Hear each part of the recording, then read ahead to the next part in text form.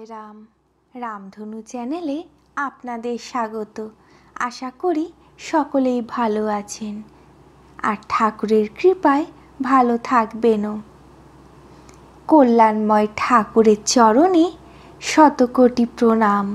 ঠাকুর সকলের মঙ্গল করুন, সকলের চৈতন্য দিক, এই প্রার্থনাই করি।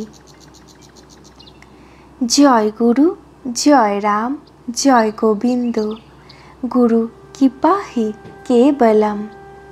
ঠাকুরের নাম নিয়ে আজকের বাণী শুরু করছি। আশা করি আপনাদের ভালোই লাগবে।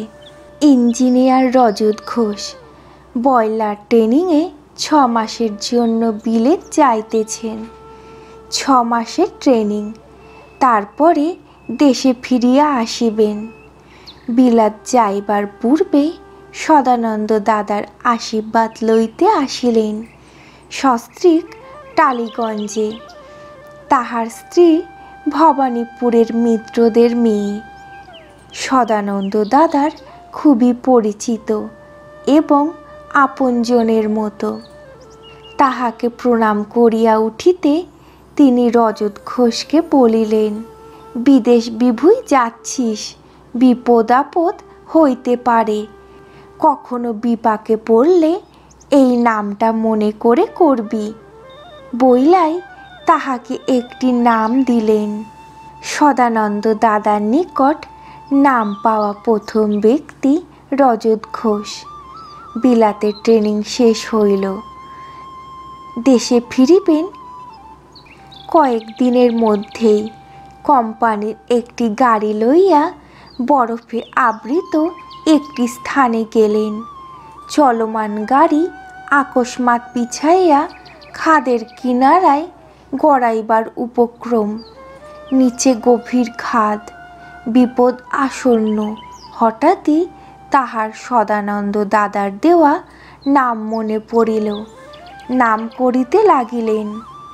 গাড়ি কাত হইয়া পড়িয়া যাইতেছে, বাঁচার উপায় নাই। নাম করিতে করিতেই কাকাবাবু উ উ বলিয়া চিৎকার করিয়া উঠিলেন। সদানন্দ দাদাকে রজত ঘোষ কাকাবাবু বলিতেন। গাড়ি অনেকটাই কাত হইয়া যেন কিসের সঙ্গে আটকাইয়া গেল। ওই অবস্থায় গাড়ি হইতে দ্রুত নামিয়া পড়িলেন। কয়েক মুহূর্তের ঘটনা। নামার পরই গাড়ি কাত হইয়া গভীর খাদে পড়িয়া যায়। প্রাণে বাঁচিয়া গেলেন।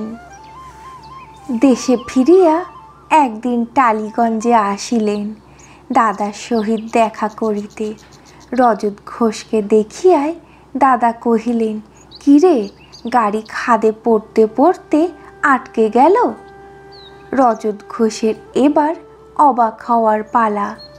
কাকাবাবু জানিলেন কি করিয়া? তিনি এই কথা কাহাকেও বলেন নাই, এমনকি তাহার স্ত্রীকেও না।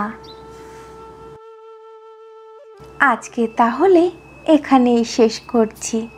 ঠাকুরের কথা শুনতে আপনাদের কেমন লাগছে অবশ্যই জানাবেন।